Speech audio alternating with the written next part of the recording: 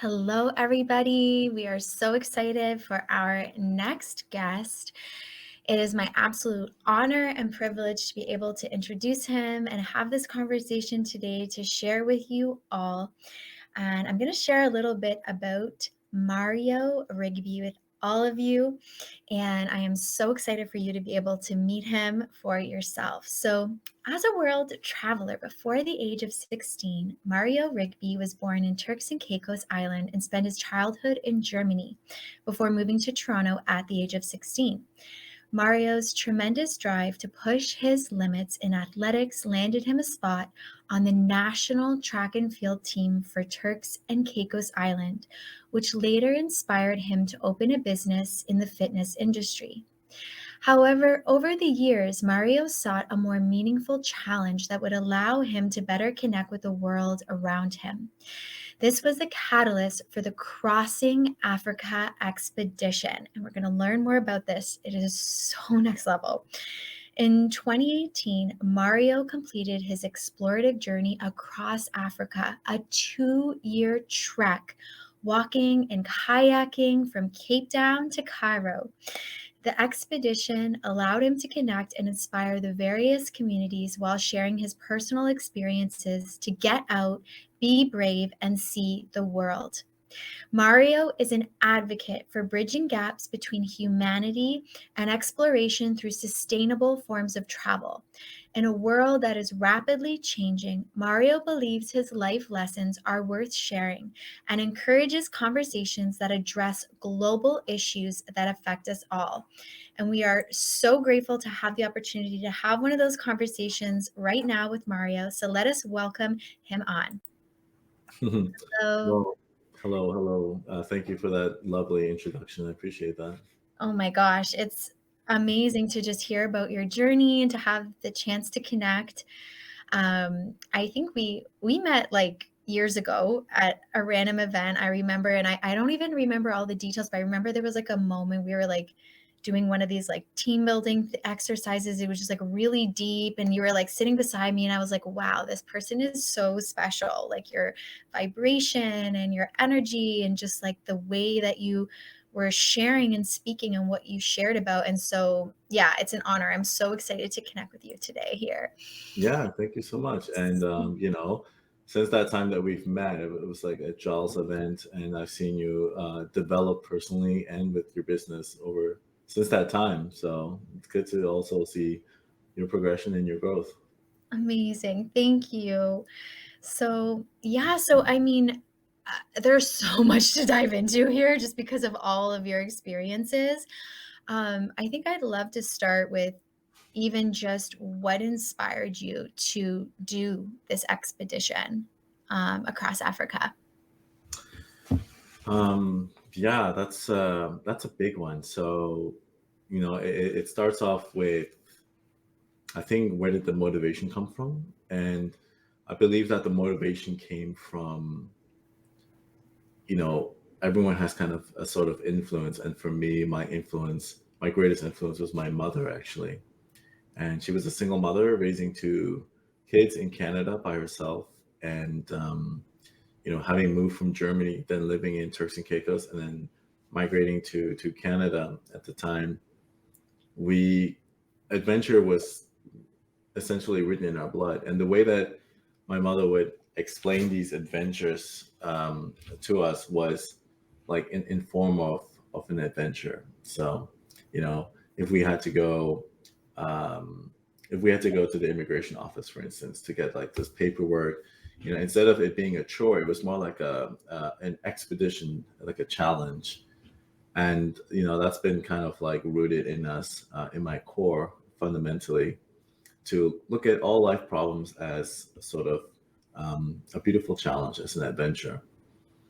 And so I think that's what gave me the courage to go out and do these really intense, you know, life defying, physical, human powered expeditions. And I think coupled with that, when I was a kid, I would be reading these magazines like Nat Geo magazines that, I would look and read through it and realize that there were really people of color that were represented as explorers. It was always people of color were the ones that explorers would go search for or explore or talk about. And I thought to myself, like, wow, that's something I'd love to do, but I don't really see anyone that looks anything like me doing these kinds of things. Um, so I began my usual course of life where I ran track and field professionally. And once I was injured, I found that there was nothing really else I could do. It took me a while to get to the point of, well, what do I do with my life that gives me meaning and purpose? And for me at the time, it was purely track and field, it was sports. And so I went through this like really deep depression, this like downward spiral while I was living in Canada after retiring from track and field. And something dawned on me, and I said to myself, like, I think I have this one last chance. I was 29 years old at the time, and I thought to myself, I have this one last chance to make this like final push in life.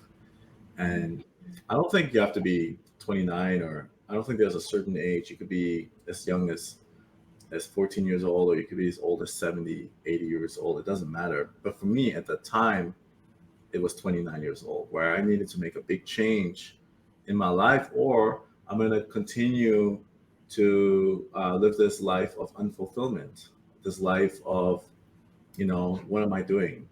And I didn't want that for myself. I didn't want that experience until the end of time. So I started going through what are some of the things I am most interested in life, and how do I navigate that without going through the normal channels of what society has to offer? If money were no object, if time, social pressure weren't any um, um, obstacles that prevent you from doing the absolute thing that you want to do in life, what would those things be? And for me, it was to travel around the world in the most rugged possible way and find things that are unique to humanity but could help humanity, and share that information with as many people around the world as possible. That was it. That's all I wanted to do right there. And how did I want to do this now is goes back to when I was a kid again. I would watch the show called The Black Panther. Before it was a movie, before it was huge, me and my brother would be into this. It was a cartoon series on BET, Black Entertainment Television.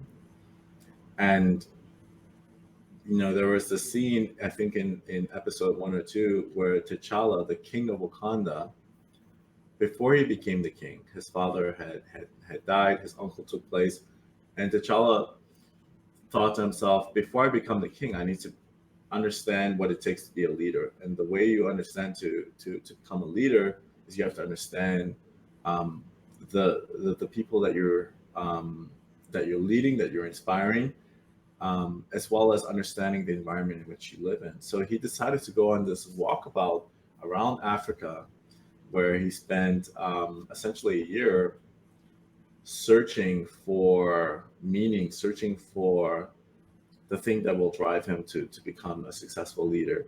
And throughout this journey, he fell in love, he was robbed, he found environmental challenges that he had to think and overcome. And only then, I believe, you can become a leader. And that's very indicative to a lot of African um, tribes and cultures. These coming of age ceremonies where young boys and girls essentially learn, and they do it differently depending on what village, tribe, culture you come from. But essentially, they go out to learn specific skills, come back, and then only then can you become a leader or a prominent member of society. So you have to overcome some obstacles, some challenges that will help you thrive in that environment. And I realized that, like, in our society, we don't necessarily have that. We don't have um, a sort of system in which prepares us for the real world. No one teaches you until your adult life how to do your taxes, how to manage your money, your finances, even relationships. These are all things that you have to guess and or hopefully you learn it, through positive influence. And I felt like for me, if I wanted to be of any influence in the world, I would have to um, overcome some challenges that I find um, would help me understand the world better and help me understand myself better.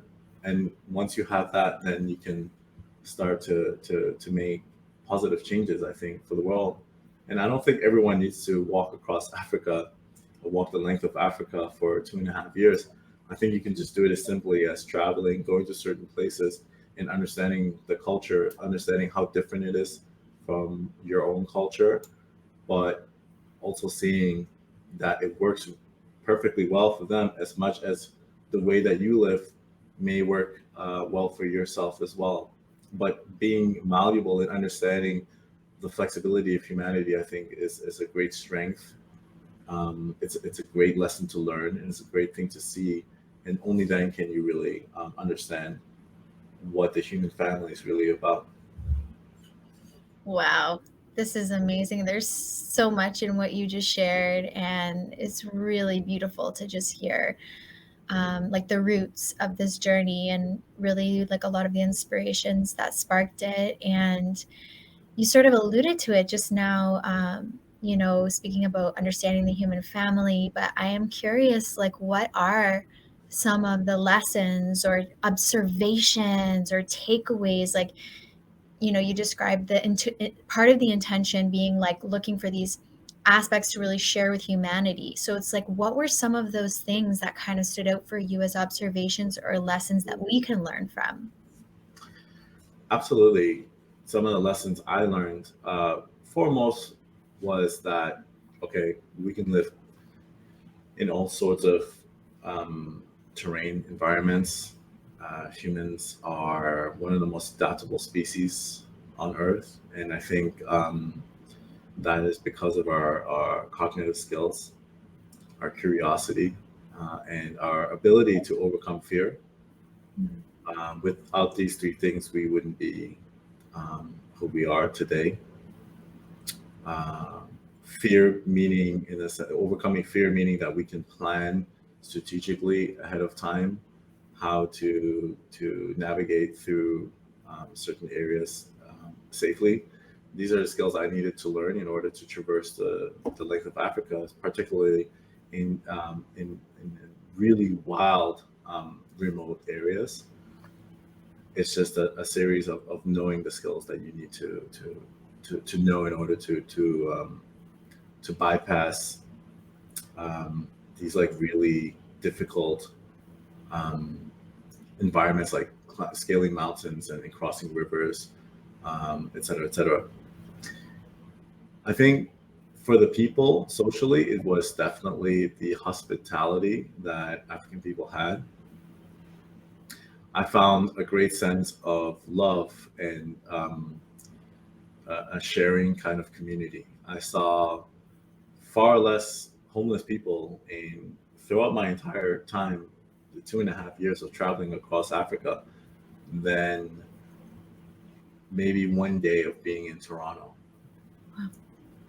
Um, while I was walking the length of Africa, I can't even tell you a single homeless person that I've met. There are obviously situations in which people are, um, displaced from their homes because of famine or conflict, war, anything like that. But when it comes to you go to villages, towns, or even in populations that are vast, like we're talking past 1 million people, there still wouldn't be that sense of, you know, leave it up to the government to take care of the homeless people. They believe in, particularly in East Africa, this Ubuntu philosophy which is Zulu.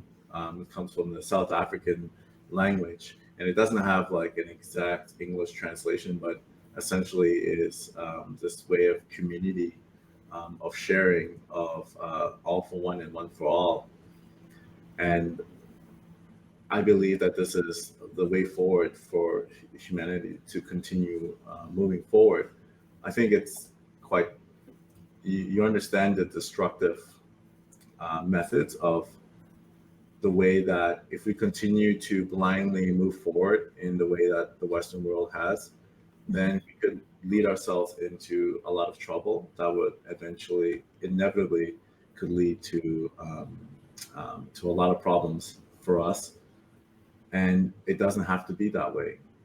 I think that Western progress has taken us really far and has taken us out of a lot of problems like, widespread poverty in Western countries and so on and so on. But without thinking about how the environment could be used to help shape humanity moving forward. So it's almost like we've disconnected ourselves from the earth of which we come from. But in the parts that I visited, particularly a lot of remote indigenous places,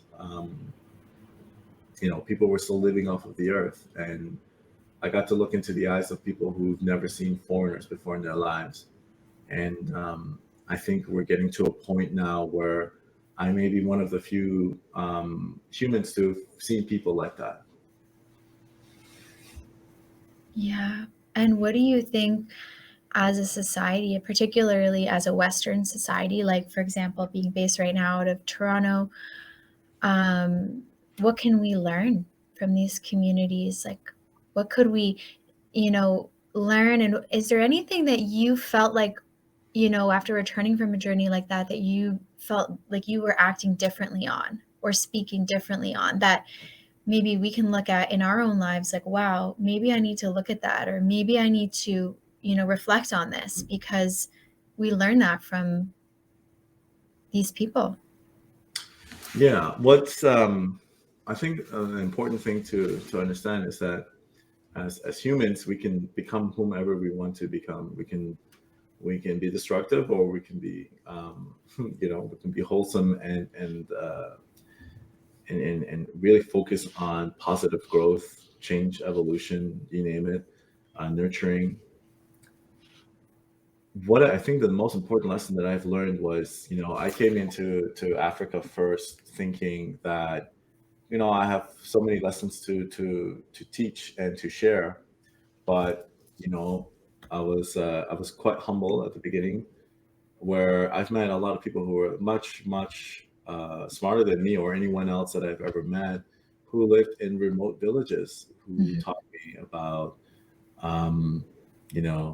shared economies, and making sure that blind growth isn't the end all. It's more about, well, how do you enjoy life, and are the people who are close to you enjoying their lives? Because when everyone is enjoying life, then we're all better off. But unfortunately, we live in a system in which um, rewards greed and having power over other people. And I think deep down inside, we have to fundamentally change the way we think about these things in order to progress forward, um, um, into humanity. I think that Africa actually has the highest potential, because right now it's not, the entire continent of Africa with 54 countries isn't developed like the way that Europe is developed through the first and second industrial revolution. Africa has a potential to start from a green slate. It's the only continent on the planet that has that potential, and it it's in a unique position to be able to Mhm. leapfrog into the future, using sustainable and eco-conscious, environmentally friendly, and socially just ecosystems that help humanity thrive, but not just humanity, but also all living beings on that continent. And I feel like Africa has that best chance because it's already written in their philosophy. It's in their way of being to share, and I think that that's where the world is going, anyways, with with technologies that are connecting us more and more so. But it's in the West where we are resistant of sharing our information with each other. But over in Africa and in parts of Asia too, it's intuitively normal for people to share their information to one another. And so when we see this, which is an inevitability, it's not maybe, but when Africa does transition into this third and fourth industrial revolution, hopefully we can help the prosperous growth of Africa in the way that they want to grow, while maintaining a sustainable future. Because if Africa adopts the same fundamental flaws that we have adopted, which is this first and second industrial way of doing things, by extracting resources from the earth um, in disregard to the environment, then with an entire new population of people on the planet behaving the way that we are behaving, I think that would be the end of us. Mhm. Yeah, well, it's really powerful to hear the potentials and the possibilities, like you say, and also in many ways, almost like the inevitability of the flourishing. If certain decisions are made and acted upon, which is in a way very exciting. And you had mentioned, for example, being like that you hadn't seen in your journey. This is at the start of our conversation, but you mentioned like you hadn't really seen a person of color like being in a position. And I'm just wondering, like, with you having these conversations and being so public, how does it feel for you? Like, what do you have anything to share around that? I mean, at first it was quite lonely. When I started doing this, there weren't a lot of people of color, at least expressing these issues, in the sense that there's lacking diversity in the outdoors or in the explorers world. But now I'm seeing more people starting to pick this up. More people of color, more women going out there and doing these wonderful expeditions. I think it's important, very important. I think it's actually essential for people of color to also venture into the world of exploration, which can look many different ways. You can do it through you can be an artist, you can be a content creator, you can be a scientist, you can be an astronaut. All these different ways of being an explorer, which essentially just it's like it's in the name itself, which is you're exploring the world. And when you explore, you're one of the frontiers of whatever it is that you're exploring, and you can share that with the rest of the world. Mhm. I think that by having diverse ways of thinking, by having diverse faces in the exploration world, we will be able to solve a lot more problems, because now we have different ways of approaching problems, as opposed to just a single way that, like, maybe people from a certain society may think. And unfortunately, if we're looking at the evolution of humanity, we don't want to just evolve from a single source. We want to evolve from as many different ways that we possibly can, and then whichever way is the most sustainable or beneficial one is the one that we collectively hopefully agree with. Yeah, I think that sounds like a great way forward. So, sustainability, like why in your heart, or why do you feel this is important? And, what does it also look like for you? It might sound super obvious, but for people who are watching, who might be interested and maybe they don't, we don't know what is a sustainable life and what does that look like? And, do you have any suggestions for everyone watching in terms of increasing our sustainability in terms of even just on our individual levels, like our daily life? Mm. I wasn't always, consciously sustainable. I was completely ignorant at the fact that sustainability, I didn't even think it was even a thing. I never heard about it. Um, um, Environmentalism, these were things that were not of my concern, mainly because I was just preoccupied with my own life. Being an athlete, I was focused on being an athlete. And when my parents divorced, we were quite poor. We didn't have any money, so um, all I thought about was, okay, how do I make money? How do I make money today? And paycheck to paycheck, and of course my sport. So I was never really thinking about environmentalism. I was never thinking about sustainability. So I don't really expect a lot of people to really put that in their forefront. So what got me into it was really hearing strong voices um, on the internet and on TV that talked about these issues and really made compelling arguments. And so, I feel by creating a platform in which people can share new scientific findings, especially when it comes to sustainable energy, transportation, and infrastructures, then how do we translate that so that the masses can adapt to that, can agree with it, and are motivated to make changes themselves.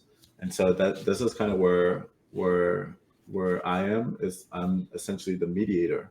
Mm. When I go on expeditions with scientists, they might not necessarily have the know-how or the skills or even the will to share their findings to the masses. And if they do, then it might be a little bit too complex or cumbersome, and people don't have that time. If you're working full-time jobs, the last thing you want to do is go home and do more research or anything like that. You want to chill out and you want to go on vacation.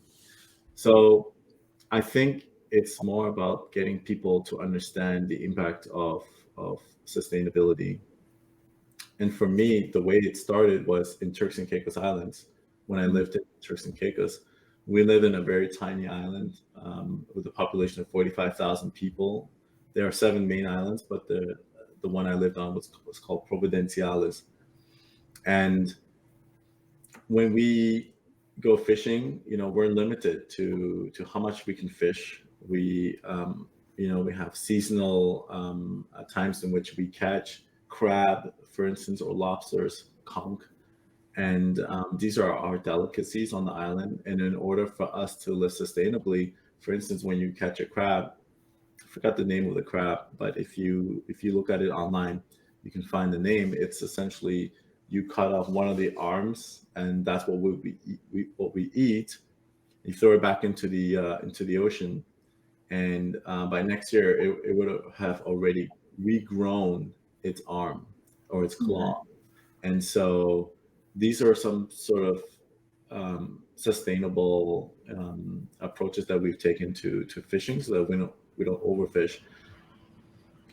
The scarcity of water was another issue because we live on a desert island. So we had to be very conscious about how much water we use and how we collect it. Um, and then, you know, the distribution of water as well. So there were all these different things that we had to learn, that we had to know about living on such a small little island that's vulnerable to even just the smallest environmental changes.